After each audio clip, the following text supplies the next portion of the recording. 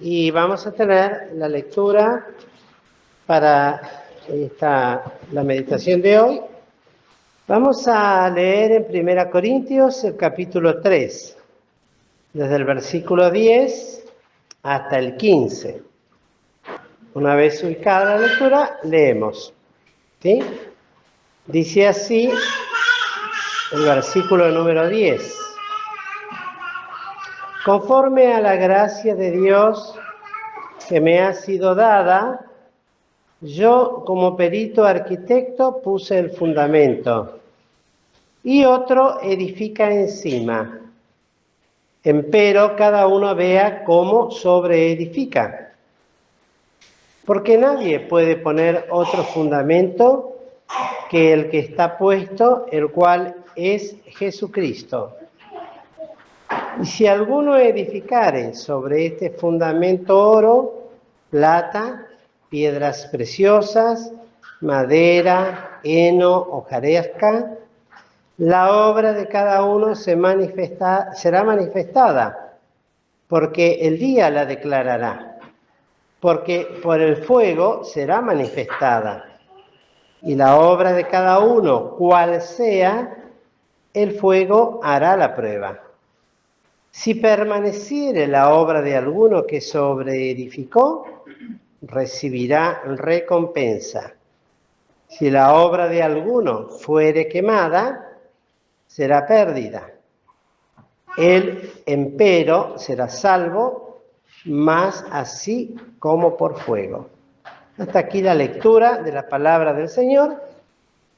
Bien, hermanos, vamos entonces ahora a meditar o a tener pensamientos, sobre todo pensando en la preparación que debemos tener en la participación de los símbolos y ciertamente el estudio de esta mañana de la escuelita dominical, un estudio sencillo, enfocado de una manera muy sencilla, pero también muy práctica.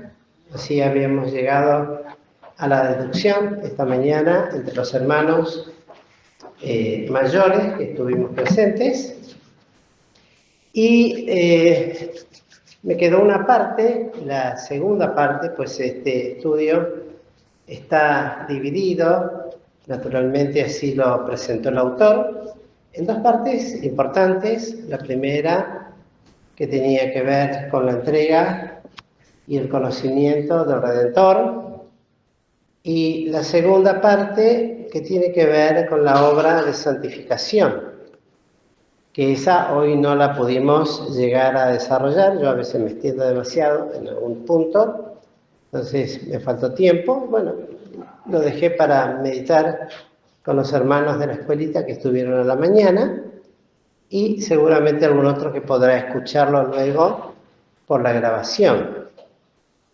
Y el título de la lección de esta mañana es En la era.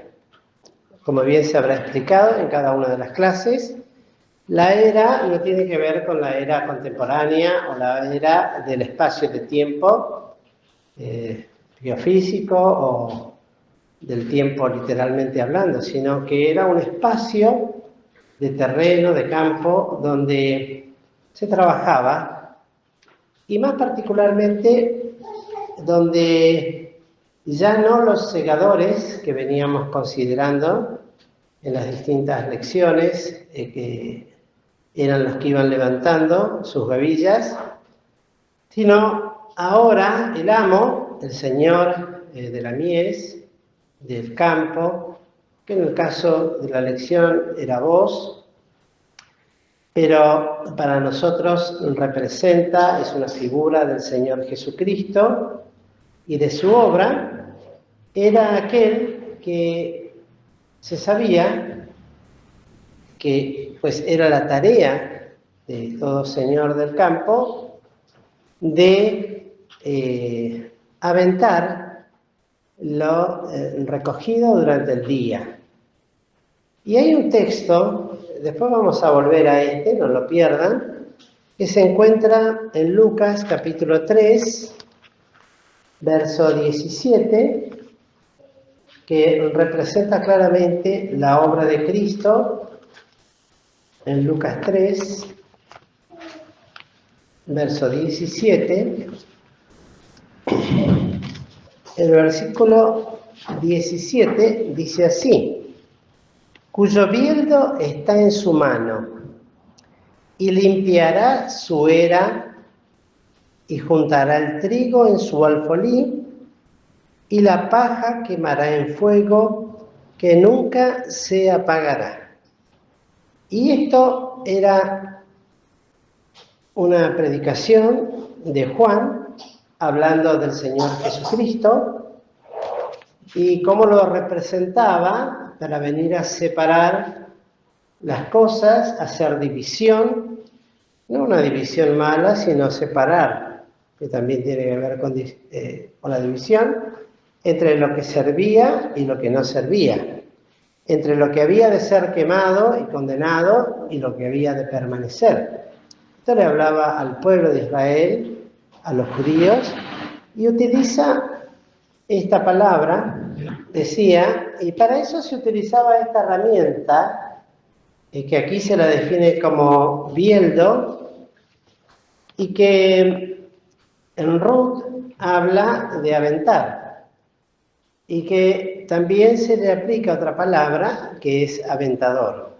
Para los que son del campo, y tal vez no tan del campo, saben lo que es, pero para los que tal vez no lo sepan, nos tomamos el pequeño trabajo de explicar. Es como si fuera un gran tenedor. Los más primitivos, eran hechos con un mango de madera, un palo atravesado en su punta, con otros tipo una horquilla, pero nada más que de varios dientes.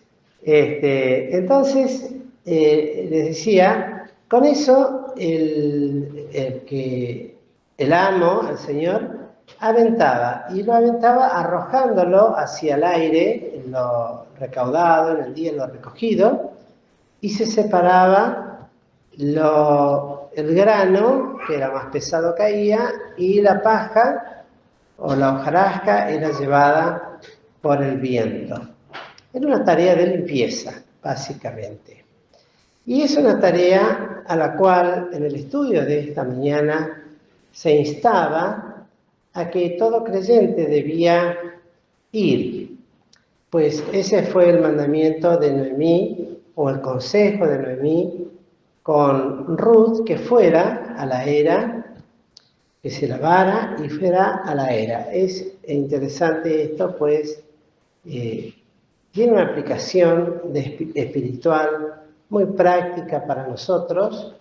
En primer lugar, que esto lo sigue haciendo el Señor, esta obra de limpieza, figurada aquí como separa la paja del trigo, y cómo separa lo que permanece de lo que no permanecerá, o separa lo que es útil de lo inútil, que tal cosa debe ser hecha también en nuestras vidas de forma permanente, pues siempre estamos sembrando y cosechando, en este caso, aquellas cosas que en la palabra de Dios, aquí en Corintios, lo relata de una manera distinta el Señor a través de la palabra y de la escritura del apóstol Pedro, y lo compara en este caso con una edificación, pero que tiene que ver con un trabajo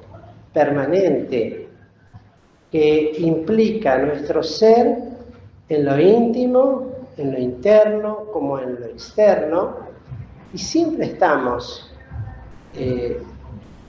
sembrando y cosechando. Así también lo enseña la palabra de Dios en otras escrituras. Y esto debe ser hecho, como bien lo dice aquí la escritura, que nadie puede hacerlo y que esto pueda permanecer fuera de este fundamento que está puesto, el cual es Jesucristo mismo. Por eso también, en otro lugar, de las Escrituras, el mismo apóstol aconsejará: y todo lo que hacéis, sea de palabra o de hecho, hacedlo todo en el nombre del Señor Jesucristo, pues al Señor Cristo servís. O sea, siempre, todo nuestro quehacer, nuestra vida cotidiana, todo nuestro ser, permanentemente está elaborando o haciendo cosas. A veces pensamos que estamos quietos porque no hacemos nada con las manos, pero, sin embargo, nuestra alma y nuestro corazón y nuestros pensamientos siguen obrando. Y todo queda registrado. Esto es notable y maravilloso porque solamente es poder y capacidad de Dios. A veces pensamos que solamente tienen que ver las cosas que hacemos por comisión, pero también están las que no hacemos por omisión y aquellas otras que son realizadas en el íntimo de nuestro ser y que también son obras que pueden ser buenas o malas. La oración, por ejemplo, es un acto que tiene que salir fruto del Espíritu también y ha de tener su provecho y su bendición. Y así como la oración, que es un acto que muchas veces no se ve, más en los hermanos o hermanas que son de oración, después se ven los resultados. Nosotros no vemos quiénes han orado, pero el Señor sí. Y todas esas oraciones son tomadas por el Señor. Así lo dice la palabra del Señor. Nada se pierde. Y por eso aquí hace esta distinción tan importante que lo va figurando en estas cosas. Y siempre insistimos en estos textos que decimos que es como una antorcha que va alumbrando el lugar oscuro hasta que el día amanezca, hasta que el día declare todas las cosas. El Señor sigue haciendo esta obra, sigue limpiando, sigue obrando.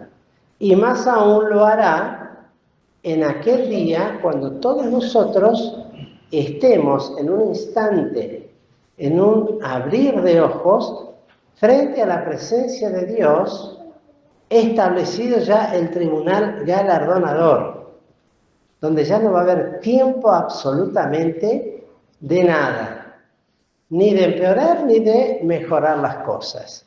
Esto es algo que nosotros siempre insistimos. Nadie sabe el día ni la hora, por eso debemos vivir siempre pendientes de que tal acontecimiento puede suceder en cualquier momento, aunque no acontezca esto a lo largo de toda nuestra vida.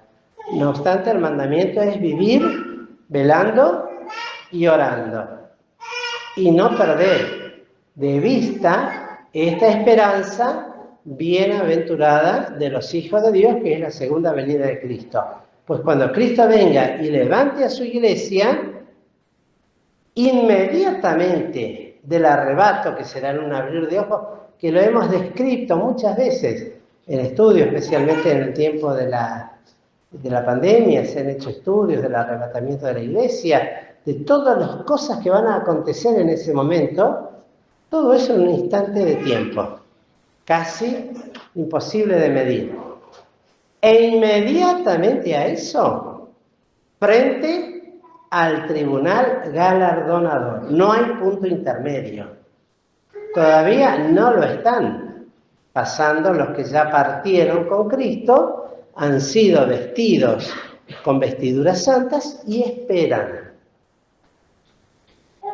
en un lugar determinado junto a Cristo para venir a buscar la otra parte de su ser que les pertenece, que es el cuerpo, que ha de ser resucitado o transformado o glorificado, e inmediatamente ascender con los que estamos vivos a la presencia del Señor para inmediatamente estar frente al tribunal galardonador.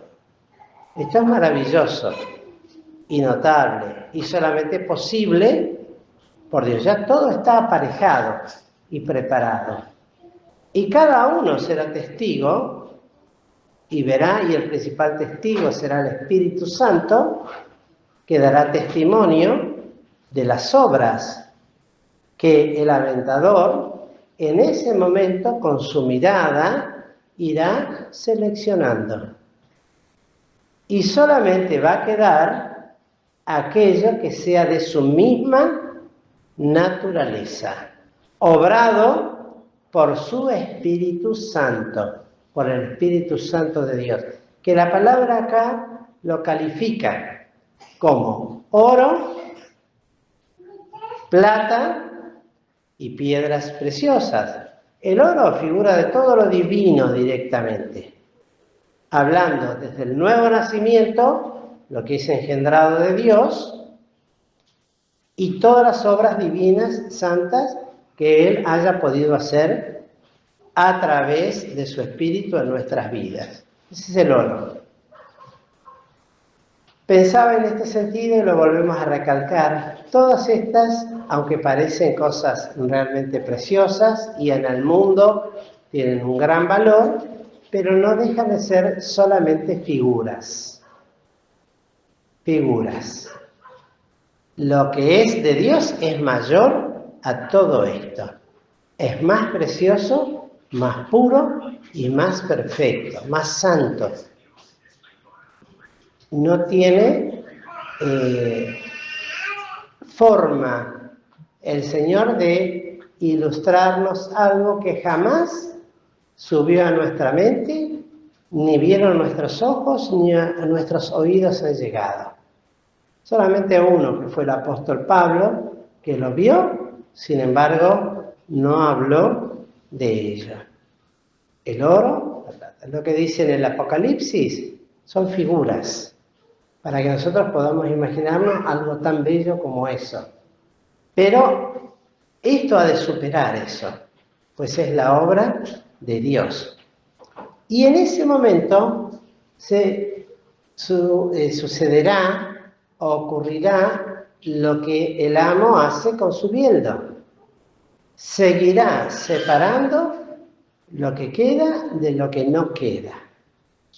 Pues en el mismo instante que cada uno de nosotros, en forma personal, propia, ya con un cuerpo conformado por un cuerpo espiritual, espíritu y alma, frente a la presencia del Cordero, que estará sentado en su trono, verá su vida, no los pecados pasados, porque esos ya fueron perdonados cuando nos recibió como sus hijos, sino que verá aquellas cosas que hicimos, ora sea bueno o malo.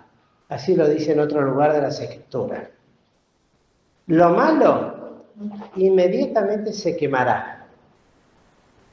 Pero es necesario que nosotros veamos eso. ¿Recuerdan ustedes en Deuteronomio cuando el Señor les hablaba y te hice tener hambre y te hice pasar por sed, esto, para saber si habías de cumplir o no los mandamientos y saber lo que hay en tu corazón? Y siempre decimos, no es que Dios no lo supiera, ¿quién lo tenía que saber? El pueblo. Bueno, en su justicia Dios permite que seamos testigos de nuestras vidas frente a su presencia para que ninguno tenga absolutamente nada de qué justificarse. Porque va a ver su vida inmediatamente ahí y lo que no es hecho en la obra del Espíritu, ese bieldo lo va a separar y será quemado.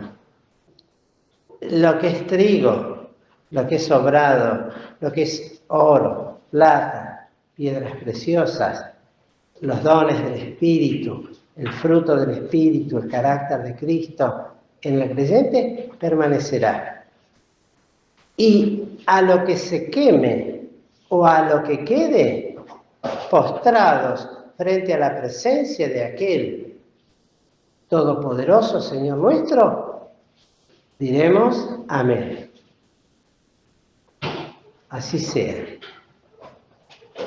Es decir, nadie va a poder decir o buscar algún tipo de justificación.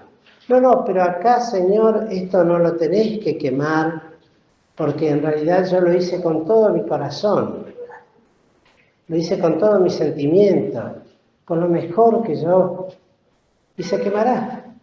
Y es injusto Dios en ninguna manera, dice el apóstol Pablo, sino que se quemará porque no está hecho con la naturaleza que tenía que haber sido hecho. Y no podrá nada pasar, ni un granito. En uno de los profetas dice que ni un solo granito caerá en tierra del sedazo que Dios, del tamiz que Dios utilizará. Es decir, dándonos a entender que absolutamente ninguno de los aspectos de nuestra vida y de la obra de nuestra vida quedará sin examinar y sin que nosotros seamos, juntamente con el Espíritu Santo, que atestiguará a nuestro favor o en contra. Porque el Espíritu Santo sabe lo que obró, pues es el autor. Lo que obramos nosotros con nuestras mejores intenciones, bueno, podrá ser madera, heno u hojarasca, que puede ser muy preciosa, pero no resiste absolutamente al fuego divino y se quemará. Y vuelvo a repetir, y frente a eso nosotros tenemos que ser testigos de que no sirvió. Y no habrá reproche contra el Señor. Vuelvo a repetir, pues postrados ante sus pies, solamente diremos, y con gran gozo, amén, así sea. Es lo perfecto, para que sea tenido por justo y por puro en su juicio, dicen Romanos. Será tenido por puro, perfecto y justo en su juicio, en el examen que ha de hacer de cada uno de nosotros en aquel día. Y esto es lo que a nosotros nos debe inspirar también para que, examinándonos a nosotros mismos frente a estos elementos que son solamente pan y vino, no obstante apelan a lo más profundo de nuestro espíritu por la palabra de Dios, pues Cristo dice, este es mi cuerpo y esta es mi sangre que por vosotros es derramada. Y el apóstol Pablo lo aplica luego a lo que Cristo no lo dice en los evangelios. Cristo habla cuando reparte con sus discípulos, este es el pan y este es el vino, este es mi cuerpo que por vosotros es derramado y este es mi cuerpo que por vosotros es partido. Haced esto porque lo tengo de beber hasta aquel día cuando lo tenga de beber nuevo con vosotros en el reino de mi Padre. El Espíritu Santo luego guía al apóstol a aclararnos un poquito más la profundidad de este acto meramente espiritual y sencillamente práctico. Apela a nuestra memoria para que recordemos lo que Cristo hizo, pero también, ¿para qué? Para poder efectuar la tarea del aventador. Examínese cada uno a sí mismo. Y lo que tiene que ser quemado, que sea quemado hoy. No esperar aquel día para que Cristo lo queme. Por ahora no lo quema. Lo quemará en el día de Jesucristo, cuando estemos frente a su presencia.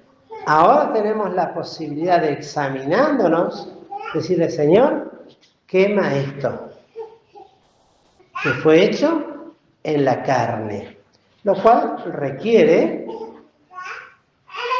un profundo ejercicio espiritual, porque por un lado vamos a hablar en forma práctica. Tal vez podemos ser más certero con pecados groseros. Una mala contestación, una mala palabra, un mal gesto, no sé. Algo que sabemos explícitamente que está mal. Pero hay otras cosas que merecen un examen más minucioso y detenido por cada uno de nosotros. Detenernos en el examen personal de nuestras vidas, de nuestras conciencias delante del Señor. Examinarnos, mirar lo que hemos hecho esta semana, porque la última vez, sí, yo no, creo que no estuve el domingo pasado, ¿no? No. Sí, estuve, no, ya ni me acuerdo. No estuve, ¿no? Así estuvimos en San Fernando. Pero habrán hecho este acto. Bueno, pongamos que ahí arreglaron las cosas con el Señor. Y en toda esta semana nos hemos tomado un tiempo para examinarnos a solas con Dios. Y Señor, te ruego que no solamente me examines, sino que yo pueda ver en qué cosas he pecado, he faltado, en qué cosas acumulé paja, acumulé aquello que se va a quemar. ¿Qué hice en la carne que debe ser quemado? Y hoy venir ante estos mismos símbolos que nos hablan de aquello que no cambia, que permanece para siempre, y decirle así exactamente: Señor, quema aquello que no ha de permanecer. Quema. Y ayúdame a ver qué es, para no seguir haciendo lo mismo, pensando que estoy obrando bien, y sin embargo me estoy equivocando, porque vamos a poner, aún en un acto de bondad humana, digo, aún podemos estar errando sinceramente en lo que hacemos, pero que no es obrado por el Espíritu Santo de Dios. ¿Puede suceder eso? Sí que puede suceder. Pablo lo hacía antes de convertirse. Perseguía y mataba a la iglesia de Cristo, y para él pensaba que era perfecto, pero después tuvo que decir: lo hice en ignorancia. Y el hermano Juan Pedro Marino siempre nos decía esto: muchas veces podemos pecar en forma sincera, pensando que estamos haciendo bien algo, y realmente es algo que no lo hemos consultado al Señor, que no lo hemos examinado si realmente es lo que Dios quiere, no hemos consultado a la boca de Jehová.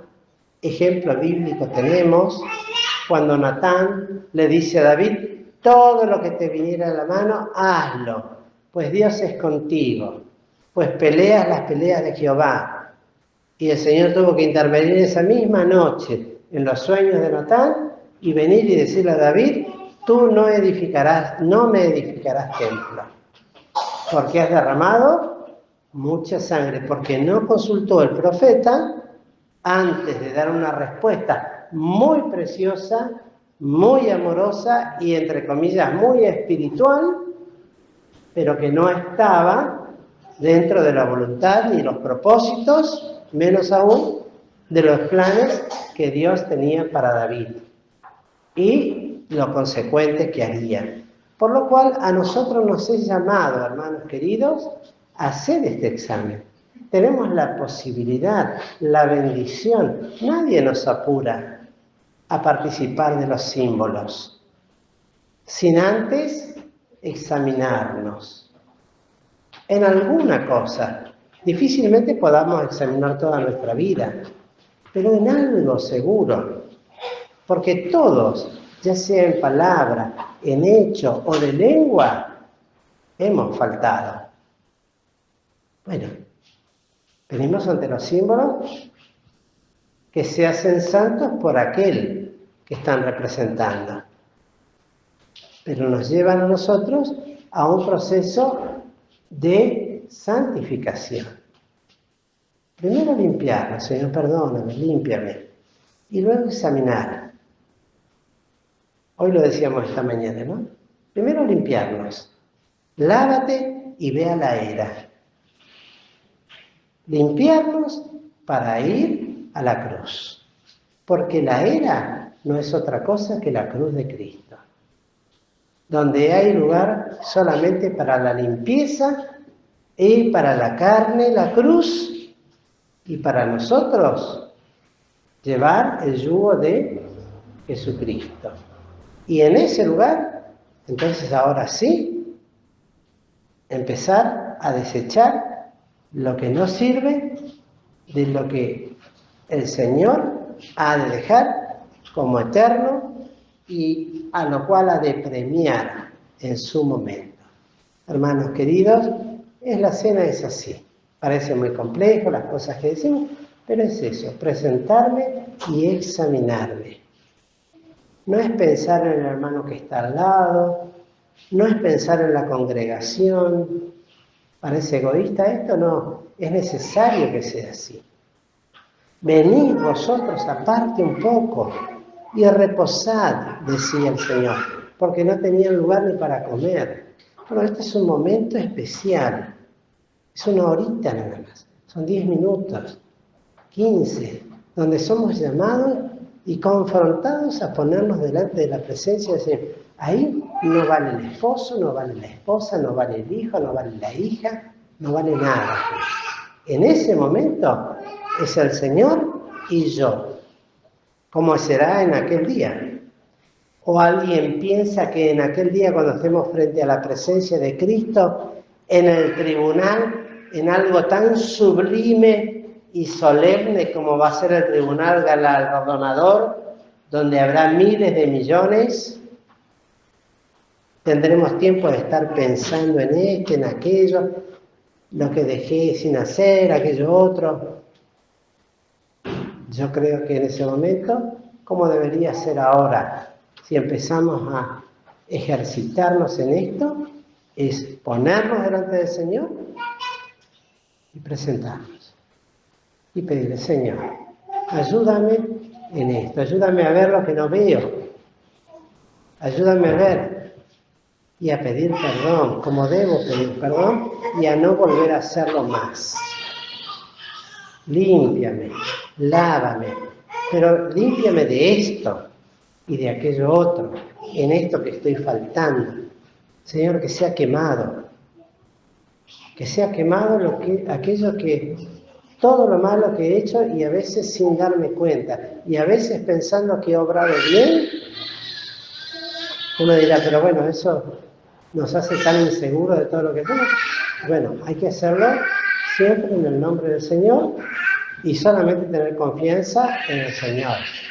Cero para nosotros, cero de confianza, y menos en nuestros sentimientos.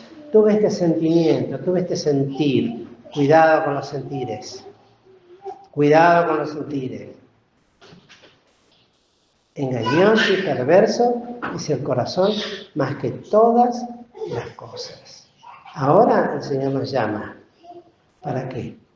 Para que nos presentemos y Él haga su tarea por su Espíritu y nosotros hagamos lo que por ahora nos es dado hacer, ese inmenso privilegio de no ser juzgados por el Señor, sino que cada uno se juzgue a sí mismo. Miren cuánta delicadeza, cuánta ternura de parte de Dios, aún con nosotros,